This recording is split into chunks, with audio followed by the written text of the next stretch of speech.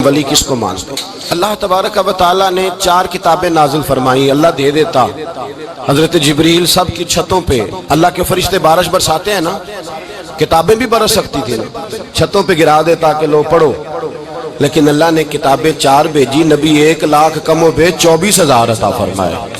فرمایا کتاب پڑھنی ہے پر جب جلوہ دیکھنا ہے تو میرے مصطفیٰ کا دیکھنا ہے، حضور کے نور کی روشنی میں تم نے قرآن مجید کو پڑھنا ہے۔ وہ بھائی سمجھ نہیں ہے، میں آج تک سمجھ نہیں آئی آج تک کہ گاڑی کا پتہ ہے کہ اس کی ہینڈ بریک کہاں ہے، اس کا کلچ کدھر ہے، اس کی فلاں چیز کدھر ہے، پھر بھی ایک استاد پیسے بھی لیتا ہے، 15 دن ساتھ بھی بٹھاتا ہے، پھر طریقہ سکھاتا ہے۔ جب ایک چھوٹا سا کام بغیر استاد کے نہیں آتا تو دین بغیر استاد کے آ جائے گا؟ اور دین کے مسئلے باریک ہیں، یاد رکھیں، شیطان حملے کرتا ہے، باریک بات ہے۔ تکبر والا جنت میں نہیں جائے گا، ریاکاری والے کی عبادت قبول نہیں ہوگی، حسد والے کے اعمال ضائع ہو جائے، جھوٹ بولنے والے کو حضور نے فرمایا میں اسے مومن ہی نہیں مانتا۔ اب یہ ساری چیزیں جو باطنی نقص ہیں، یہ بیماریاں ہیں باطن کی، آپ اگر دوائی نہ لیں تو آپ کے جسم کی بیماری نہیں جاتی، درویش کے پاس نہ جائیں تو آپ کی روح کی بیماری نہیں جاتی، جھوٹ نہیں چھوٹ سکتا، بدی نہیں چھوٹے گی۔ ہم نے دیکھا ہے تھوڑی دیر کے لیے لوگ مسجد آتے ہیں، نماز شروع کرتے ہیں، عمرہ کر کے آئے تو شروع ہو گئی،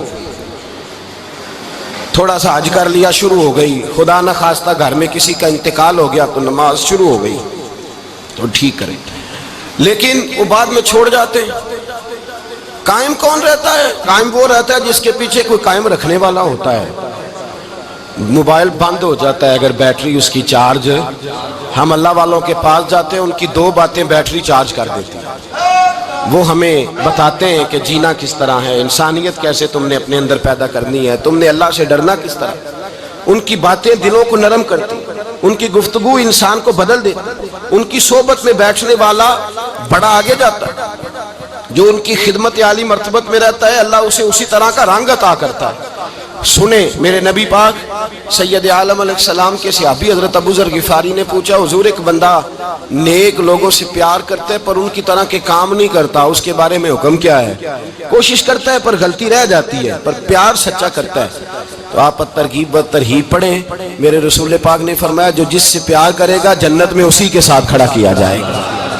کہہ رہے ہیں کہ حضور عمل نہیں کرتا، ایک مرشد کامل، لیکن میرے بھائی جو رب کریم کے بندے تھے ان کا رشتہ اصلاح کا رشتہ تھا، پیر کے ساتھ رشتہ اصلاح کا رشتہ ہوتا ہے۔ وہ جو لوگ رسمی بیعت کرتے ہیں نا، ٹھیک ہے مرید ہو گئے چلو روزی میں برکت ہو جائے گی، اس سے بھی انکار نہیں۔ اعلیٰ حضرت فرماتے ہیں بیعت برکت کی بھی بڑی بات ہے، اور دلیل کیا ہے؟ آپ فرماتے ہیں اگر اصحاب کہف کا کتا ولیوں کے پاس بیٹھ جائے اللہ اسے خالی نہیں رکھتا، تو ولیوں سے پیار کرے گا تو کیسے خالی رہ جائے گا؟ بیعت برکت بھی بڑی بات، لیکن جب آپ مرید ہوں تو جس مکتب میں جائیں اس کا سبق یاد کریں، جس چیز سے روکا جائے اس چیز پر، سمجھ آ رہی ہے میری بات کی؟ لوگ کہتے ہیں جی معرفت کیا ہوتی ہے، تو معرفت آپ قرآن مجید کا 15واں سپارہ آخر سے اور 16واں سپارہ شروع سے پڑھیں، حضرت خضر اور جناب موسیٰ کا واقعہ دیکھیں، وہ ساری معرفت کی بات ہی تو ہے۔ ایک بندہ قتل کر دیا جناب خضر نے، حضرت موسیٰ کہتے ہیں یہ کیا کیا؟ آپ فرمانے لگے یہ اپنے باپ ماں کے لیے تکلیف کا سبب بن جانا تھا لہذا قتل کر دیا، بچوں کی دیوار سیدھی کر دی، یہ ساری تفصیل قرآن مجید میں ہے۔ تو حضرت سیدنا موسیٰ علیہ السلام کہنے لگے یہ کیا؟ فرمایا ان کا باپ بڑا نیک آدمی تھا۔ تو بھائی تفصیل دیکھیں آپ، اللہ والوں کے پاس لوگ جایا کرتے، ان کے پاس بیٹھتے۔ ہمارے دور کے اندر ایک بڑا غلط کام کرتے ہیں لوگ، ایک تو جاتے نہیں، پیر نہیں پکڑتے، شیخ نہیں پکڑتے، اور حضرت باجید بستامی فرماتے ہیں اگر نیکی بتانے والا تجھے کوئی نہ ہو، تیرا پیر کوئی نہ ہو، تو شیطان تو پھر ہے ہی تیرے ساتھ، بدی پہ تو وہ لگائے گا ہی۔ اگر نیکی بتانے والا کوئی نہیں تو پھر بدی بتانے والا تو تیرے ساتھ ہے۔ ہم نے یہ دیکھا ہے، اپنی زندگی کا چھوٹا سا تجربہ ہے کہ جو آ کے مرید ہوتا ہے وہ سارا بدل جاتا ہے، اس کے لیے داڑھی رکھنا آسان ہو جاتا ہے، اس کے لیے درود پاک پڑھنا، چڑھتی جوانی مال دولت سارا کچھ، لیکن اس کے لیے تبدیل ہونا، اور جو لوگ اس طرف توجہ نہیں کرتے، اس معرفت کی طرف رجوع نہیں کرتے، ان کی زندگیاں بیت جاتی ہے ویسے کہ ویسے ہی رہتے ہیں، تبدیلی نہیں آتی۔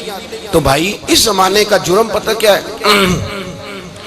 ایک تو لوگ اللہ والوں کے پاس جاتے نہیں، یہ بڑی زیادتی اپنے ساتھ کرتے، اور دوسرا دشمنی کرنے لگے ہیں معاذ اللہ، دشمنی کرتے کہتے جی وہ صوفیاء نے تباہی کر دی معاذ اللہ، بابوں نے تو دین بگاڑ دیا، یہ دشمنی کرتے ہیں۔ ابن ماجہ سیاستہ کی کتاب ہے۔ حضرت عمر کہتے ہیں میں حضور کے روضے پہ گیا تو جناب معاذ بن جبل حضور کے روضے پہ بیٹھے رو رہے تھے، تو میں نے کہا معاذ کیوں رو رہے ہو؟ کہنے لگے نبی پاک کی ایک بات نے رلا دیا۔ میں نے کہا کیا ہوا؟ تو کہنے لگے رسول پاک نے فرمایا ہے، دو باتیں اتنی سخت کر دی ہیں کہ میں ڈر رہا ہوں کہیں مجھ سے یہ غلطی ہو نہ جائے۔ کہا وہ کیا؟ فرمایا کہ نبی پاک نے فرمایا چھوٹی سی ریاکاری بھی شرک ہے، چھوٹا سا دکھاوا بھی، اگرچہ شرک اصغر ہے پر چھوٹی سی ریاکاری بھی شرک ہے۔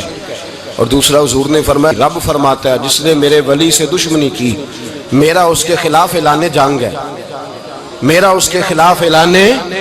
دو جرم ایسے ہیں جن کے بارے میں اللہ نے فرمایا میں تم سے جنگ کروں گا، ایک فرمایا اگر تم سود نہیں چھوڑو گے تو جنگ کروں گا، ایک فرمایا میرے ولی سے دشمنی کرو گے تو میں تمہارے ساتھ، بولیے میں تمہارے ساتھ جنگ کروں گا، اگر تم نہیں چھوڑو گے تو میں جنگ کروں گا۔ تو میرے بھائی سمجھ لیں اولیاء اللہ کے پاس نہیں جاتے تو کم از کم دور رہ کے پیار تو کریں، دور رہ کے پیار تو کریں، پیار تو کریں اس کے ساتھ۔ اور اللہ کے ولیوں کی دشمنی بڑی خطرناک ہوتی ہے۔ اب یہ جو حضرت معاذ رو رہے تھے نا تو اس کی شرح میں حضرت حکیم الامت نے لکھا ہے حضرت معاذ کہنے لگے کہ میں رو اس لیے رہا ہوں کہ ایسا نہ ہو کہ میں کسی بندے کی بے ادبی کر دوں اور وہ اللہ کا ولی ہو، تو میں رو رہا ہوں کہ کہیں کوئی بات نہ مجھ سے نکل جائے۔ لوگ فار باتیں کرتے ہیں، فار لوگ ایک منٹ کے اندر بڑے بڑے لمبے چوڑے اعتراضات کرتے ہیں۔ تو بھائی اللہ کے ولیوں کے ساتھ پیار کریں، ان کی صحبت میں جائیں، ان کے پاس بیٹھیں، ان کی سنگت اختیار کریں، ان سے اپنی روح اور قلب کے لیے دوائی خریدیں، جو وہ پرہیز بتائیں وہ پرہیز کریں، پھر دیکھیں اللہ تبارک و تعالیٰ آپ کو نماز میں اطمینان عطا کرے گا، قرآن پاک میں دل لگے گا، درود و سلام کا موقع ملے گا۔ اور اگر یہ کام نہیں کرتے پھر مخالفت کریں گے، پھر کیا کرتے ہیں لوگ؟ ایک بزرگ گزرے ہیں حضرت ابو سعید عبداللہ ان کا نام ہے، بغداد میں پڑھتے تھے، اور خوش قسمتی یہ ہے کہ حضور غوث پاک کے کلاس فیلو تھے، حضور غوث پاک کے ساتھ پڑھتے تھے۔ حضرت عبداللہ فرماتے ہیں کہ میں بھی پڑھتا تھا تو ایک بڑا لائق سٹوڈنٹ تھا، اس کا نام تھا ابن سقا، وہ بھی پڑھتا تھا۔ فرماتے ہیں بغداد میں شور ہوا کہ ایک محمد غوث نام کے بزرگ آئے ہیں بغداد۔ ان کی کرامت یہ ہے کہ وہ ایک منٹ کے لیے موجود ہوتے ہیں اور اگلے منٹ وہ غائب بھی ہو جاتے ہیں۔ فرماتے ہیں شوق پیدا ہوا، میں حضرت غوث اعظم شیخ عبد القادر جیلانی اور ابن سقا ہم تینوں نکلے بابا جی سے ملنے، اور یہ آج سے 1000 سال پہلے کی روایت ہے۔ کہتے ہیں ہم سبق بھی پڑھا کرتے تھے اور کا دیدار بھی کرا کرتے تھے، ہم دیدار بھی کرتے تھے اللہ کے ولی، دونوں کام کرتے۔ فرماتے ہیں ہم دونوں جب تینوں نکلے نا تو ابن سقا رستے میں کہنے لگا بڑا ولی بنا پھرتا ہے معاذ اللہ، ایسا سوال کروں گا اسے جواب ہی کوئی نہیں آئے گا۔ آپ فرماتے ہیں میں نے کہا نہیں جی میں سوال تو میں بھی کروں گا، سوال تو بولیے سوال تو میں بھی کروں گا، پر میں دیکھوں گا وہ جواب کیا دیتے ہیں، دیکھوں گا۔ کہتے ہم دونوں بات کر کے خاموش ہوئے تو حضرت شیخ عبد القادر کی طرف نظر ڈالی، کہا آپ نہیں سوال کریں گے؟ تو غوث اعظم فرمانے لگے میں سوال نہیں کروں گا، بس رب کے بندے کا دیدار کروں گا، بس اللہ کے بندے کا دیدار کروں گا۔ اور فرماتے ہیں کہ ہم پہنچے بابا جی کے کمرے میں گئے تو بابا جی موجود تھے، ہم جا کے بیٹھے تو بابا جی غائب ہو گئے۔ تھوڑی دیر گزری تو آئے، سلام کے بعد پہلے لفظ پتہ ان کے کیا تھے؟ کہنے لگے ابن سقا تو کیا کہتا تھا ایسا سوال کروں گا جواب نہیں آئے گا؟ میں تیرے اندر سے کفر کی بو دیکھ رہا ہوں، کفر کی بو دیکھ رہا ہوں، تو رب کے بندے سے دشمنی کرتا ہے۔ اور فرمانے لگے او ابو عبداللہ تو کہتا تھا کہ میں دیکھوں گا وہ کیا جواب دیتے ہیں۔ فرمایا تو کافر تو نہیں ہوگا پر دنیا دار ضرور ہو جائے گا۔ کہتا پھر بابا جی نے رخ پھیرا غوث پاک کی طرف اور کہنے لگے عبد القادر تو کہتا تھا میں رب کے بندے کا دیدار کرنے جا رہا ہوں، فرمایا جا میں تجھے دعا دیتا ہوں جب تک تیرا قدم نہیں لگے گا اللہ کسی کو ولایت عطا نہیں کرے گا، جا میں تجھے دعا دیتا ہوں جب تک تیرا قدم نہیں لگے گا رب کسی کو ولایت۔ حضرت ابو عبداللہ فرمایا کرتے تھے ہم آ گئے، ابن سقا پھر نہ مانا، کہنے لگا نہیں نہیں ایسے ہی بات کر دی ہے، اس تو کوئی علم غیب ہے معاذ اللہ۔ کہتے ہم نے دیکھا وہ سب سے بڑا عالم بنا، مناظر بنا، بڑی تقریریں کرتا، واضح کرتا۔ پھر وہ روم چلا گیا، روم کے بادشاہ نے اسے وزیر اوقاف بنا لیا۔ پھر ایک دن روم کے اس عیسائی بادشاہ کی بیٹی اسے پسند آ گئی، کہنے لگا میں نے شادی کرنی ہے. کہتے ہیں بادشاہ کہنے لگا کر دوں گا شادی، پر تجھے عیسائی ہونا پڑے گا. کہتے ہیں مارا قسمت کا معاذ اللہ ثم معاذ اللہ، نقل کفر کفر نہ باشد، عیسائی ہو گئے. آپ فرماتے ہیں مجھے بھی ایک بادشاہ نے بلا لیا، اس نے مجھے بھی ایک عہدہ دے دیا، میری بھی دنیا میرے کانوں تک آ گئی، بڑی جان چھڑاتا ہوں دولت سے، مال سے، شہرت سے، پر میری چھوٹتی نہیں. آپ فرماتے ہیں ہوش اس دن آئی جس دن بغداد کے منبر پر بیٹھ کر اور 70,000 کے مجمع میں کھڑے ہو کے غوث اعظم نے فرمایا آؤ بھائی، جس نے ولایت لینی ہے عبد القادر کے پاس آؤ، میں قدم رکھتا جاؤں گا، اللہ ولایت عطا کرتا چلا جائے گا. آؤ میرے پاس، میں ولایت دیتا ہوں. ہر مشکل دی کنجی یارو ہاتھ مرداں دے آئی، تے مرد نظر کرے جس ویلے مشکل رہے نہ کائی. لوگ دشمنی کرتے ہیں، اللہ والوں سے اللہ ملتا ہے، اللہ کے بندوں سے معرفت کا حسن ملتا ہے. اللہ کے بندے بیعت اپنی کرتے ہیں، جھکاتے اللہ کی بارگاہ. اللہ تبارک و تعالیٰ کے بندوں کے پاس بیٹھنے سے رسول اللہ کا پیار ملتا ہے. اللہ کے بندوں کی صحبت حضور کے دروازے تک لے جاتی ہے. رب کریم کے بندوں کی صحبت عاجزی سکھاتی ہے. اللہ کے بندوں کے پاس بیٹھنے والے اللہ اللہ کرنے لگتے ہیں. رب کریم کے بندوں کے پاس بیٹھنے والوں کو سجدے کا نور حاصل ہوتا ہے. اور میرے بھائی اگر تو نے کسی کے ہاتھ میں ہاتھ دیا ہو تو ملے گا کیا؟ ملے گا کیا؟ خواجہ نظام الدین محبوب الہی رحمت اللہ علیہ کھڑے تھے تو ایک آدمی حلوائی کی دکان پہ کچھ چیز لینے آیا. کوئی درویش سادہ سا آدمی چھوٹی سی مسجد سے نکلا، حلوائی سے کہا دے دے. حلوائی کہا چل دوڑ جا، تو روز آگے کھڑا ہو جاتا ہے، جب سارے آتے ہیں تب آیا کر. غریب گاہک تھا نا تو حلوائی نے جھڑک دیا. اس درویش کو جوش آ گیا، کہنے لگا میرے ساتھ بدتمیزی نہ کرنا ورنہ میں تیری دکان الٹ کے رکھ دوں گا، میں تیری دکان الٹ دوں گا. کہنے چل دوڑ جا، بڑے دیکھے ہیں تیری طرح کے دکان الٹنے والے. حضرت نظام الدین محبوب الہی گزر رہے تھے، حلوائی کی نظر پڑی تو دوڑ کے دست بوسی کرنے آیا. کہنے لگا حضور السلام علیکم. آپ فرمانے لگے اس کے ساتھ بد اخلاقی نہ کر، تیری دکان واقعی الٹ جائے گی. کہا حضور کس طرح؟ یہ تو ایسے ہی سادہ سا ہے. آپ فرمانے لگے یہ بھی سادہ ہے، اس کا پیر بھی اسی طرح کا ہے، پر دادا پیر بڑا باکمال ہے. وہ جس کے ہاتھ میں اس کا ہاتھ ہے وہ بڑا باکمال ہے. فرمایا وہ تیار کھڑا ہے. وہ کہتا ہے چلو نالائق ہوا تو کیا ہوا، بچہ تو ہمارا ہی ہے نا. کہہ دے گا تو الٹ دیں گے، بچہ تو ہمارا ہی ہے نا. مجھے دشمنوں نہ چھیڑو، میرا ہے کوئی جہاں میں ابھی پکار لوں گا، نہیں دور ہے مدینہ. یہاں کوئی لاوارث لوگ بستے ہیں، خدا کے فضل سے ہم پر ہے سایہ غوث اعظم کا، ہمیں دونوں جہاں میں ہے سہارا غوث اعظم کا. خدا دے گا منادی حشر میں یہ قادریوں کو، کہاں ہے قادری کر لے نظارہ غوث اعظم کا.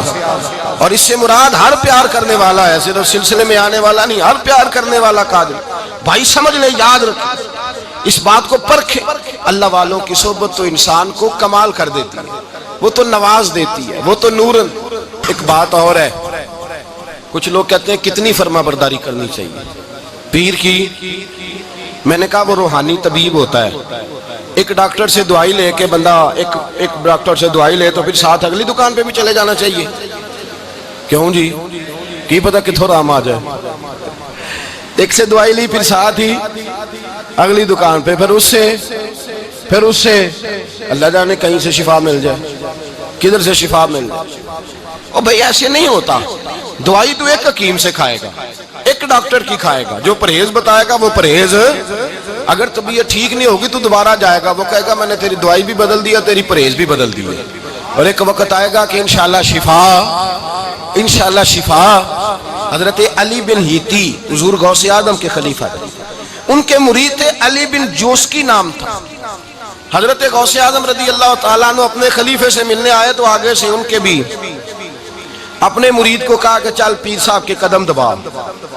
وہ غوث اعظم کے قدموں میں بیٹھنے کی بجائے اپنے پیر کے قدموں میں بیٹھ گئے، دبانے لگے، ڈانٹا، کہنے لگے تیرا دماغ ٹھیک ہے، چل حضور غوث اعظم کے قدم دبا. وہ پھر اٹھے، گھوم کے پھر ان کے پیروں میں بیٹھ گئے. تو حضرت علی بن ہیتی نے جلال کیا، فرمانے لگے تجھے خیال نہیں آتا میں تو اب تجھے غوث پاک کے سپرد کرنے والا ہوں، تیری زیادہ تکمیل ہو جائے. جب یہ بات کہی تو حضرت علی بن جوسکی رو پڑے، چیخے مار کے روئے. وہ روئے تو غوث پاک بھی روئے اور فرمانے لگے علی بن ہیتی اسے مجھے نہ دے، یہ جس پستان سے دودھ پینے کا عادی ہو گیا اب اسے کسی اور جگہ مزہ نہیں آئے گا، اسے یہیں رہنے، یہیں رہنے دیں. بڑا اعتراض ہے لوگوں کو بہشتی دروازے پر. بہشتی دروازہ کہتے ہیں جنت اتنی اونچی تھی نیچے کیسے آ گئی؟ میں نے کہا تم نے پڑھا نہیں نا قرآن و حدیث. جنت بڑی اونچی تھی پر میرے نبی نے فرمایا میں نے ماں کے قدموں کے نیچے لا کے رکھ دیا. تم نے پڑھی نہیں نا، اصل میں پڑھی نہیں. تمہیں کیا پتا کبھی کسی چیز پہ اعتراض. ہم تھوڑا کہہ رہے ہیں کہ جو بہشتی دروازے سے گزر گیا ایک فضیلت ہی ہے نا جی. ایک ہر مسجد جنت ہے کہ نہیں؟ بولے. حضور نے فرمایا جنت کی کیاریوں کے پاس سے گزرو تو کچھ کھا لیا کرو. جب ہر مسجد جنت ہے تو بابا فرید کی مسجد جنت کیوں نہیں ہو سکتی؟ عجیب چکر ہے. اور بندے بھی کہتے ہیں وہ جی فلانا گیا تھا تو کہتا ہے میں جنتی ہوں. بھائی کس نے کہا؟ بلکہ ایک بڑی اعلیٰ حضرت کے ایک مرید ہوئے مولانا حشمت علی خان صاحب. حضرت مولانا حشمت علی خان صاحب رحمۃ اللہ تعالیٰ علیہ نا پاک پتن سے واپس آ رہے تھے تو بس کی چھت پہ بیٹھے تھے.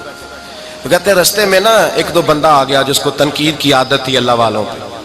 مجھے کہنے لگا مولوی کہاں سے آ رہے ہو؟ میں نے کہا پاک پتن شریف سے. پاک پتن سے. کہنے لگے میرے کپڑے سونگنے لگا. کہنے لگا بہشتی دروازہ گزرے ہو؟ میں نے کہا گزرا ہوں. تو کہنے لگا پھر جنت کی خوشبو نہیں آ رہی؟ نبی پاک نے تو فرمایا تھا کہ 500 سال جنتی دور ہوگا تو اس کی خوشبو آئے گی، تم سے نہیں آ رہی. مولانا بڑے حاضر دماغ تھے. کہنے لگے ایک حدیث پڑھی ہے ذرا دوسری بھی پڑھ لینی تھی. نبی پاک نے فرمایا جہنمی کو جنت کی خوشبو کوئی نہیں آئے گی. ایک ہی پڑھی ہے تو نے، اگلی بھی پڑھ لینی تھی. کہتے وہ بندہ کہنے لگا روکو بس مجھے نیچے اتار دو. یہ تو کوئی تگڑا بندہ ہی جواب دینے والا آ گیا. ایک ہی پڑھی ہے حدیث تو نے، سے اگلی نہیں پڑھی. شیخ کی خدمت، شیخ کی خدمت نواز دیتی ہے. اور پھر ایک اور بات، میرے حضرت صاحب تو حد کرتے ہیں. ایک جملے میں سمو دیتے ہیں سمندر. کسی نے کہا حضرت جی ساری زندگی بندہ کسی کی خدمت کرتا رہے اللہ کا بندہ سمجھ کے، وہ اندر سے جل ہی نکل آئے تو پھر تو آپ فرمانے لگے ہم نے بندے کی خدمت نہیں کی، اللہ کے بندے کی ہے. تو اجر کس نے دینا ہے؟ بولے. اول تو ایسا ہوتا نہیں، اول تو ایسا طلب پیدا کریں. آج لوگوں میں طلب نہیں، کہتے ہیں بڑیاں جگہ تے گیا ملیا کچھ نہیں. میں کہتے رہتے طلب نہیں پائی. طلب ہو تو کھانے کا مزہ. اعلیٰ حضرت فاضل بریلوی کا پیر خانہ مارہرہ شریف، وہاں کے ایک بزرگ تھے آل محمد ان کا نام تھا. ان کے پاس ایک بندہ آ گیا پڑھا لکھا بڑا سیانہ. کہنے لگا بابا میں نے بڑی خانقاہیں بڑے آستانے دیکھے، پیر کوئی نہیں ملا. آپ مسکرائے. آپ فرمانے لگے تیری نیت ہی نہیں تھی پیر پکڑنے کی، ارادہ ہی کوئی نہیں تیرا پروگرام نہیں تھا. ورنہ تو بڑے بڑے کامل لوگ ہیں، تیرے اندر طلب ہی نہیں. اندر کچھ ہے خالی ہوگی تو کوئی معرفت کا نور آئے گا، تو خود بھرا ہوا ہے. کہنے لگا جی بڑی طلب ہے. آپ فرمانے لگے تجھے کہا ہے نا کوئی نہیں؟ کہنے لگا حضور ہے. آپ فرمانے لگے چلو رات سو جاؤ خانقاہ پہ سویرے بات کریں گے. مرید کو کہنے لگے اسے 5 کلو مچھلی دو اچھی بنا کے. مریدوں نے مچھلی دے دی، پانی کوئی نہیں دیا. ساری رات تڑپتا رہا اور باہر سے کنڈی بھی لگا دی. سویرے حضرت آل احمد آئے، دروازہ کھولا، قدموں پہ گرا. کہنے لگا حضرت جی پانی، حضرت جی پانی پانی پانی. آپ فرمانے لگے سلام تو لے لے پہلے. کہنے لگا نہیں حضور پانی پانی. آپ فرمانے لگے بتا مچھلی کہے گا حضور پہلے پانی پہلے پانی. حضرت نے ایک جملہ کہا، رب کے بندوں کی ایک بات کمال کر دیتی ہے. فرمایا پتہ چلا طلب کیا ہوتی ہے؟ پتہ چلا طلب کیا ہوتی ہے؟ کہنے لگا سونے لگ پتہ گیا ہے کیا ہوتی ہے، لگ پتہ گیا ہے. آپ نے پانی بھی پلایا، مرید بھی کیا، اور جب سینے سے لگایا تو فرمایا جا تو نے طلب پیدا کی تھی، میں نے رب کے فضل سے تجھے فیض دیا ہے. کہتے وہاں بیٹھے بیٹھے کالے رنگ کا تھا، اللہ نے گورا رنگ بنا دیا، نورانیت چھلکنے لگی وہاں بیٹھے بیٹھے.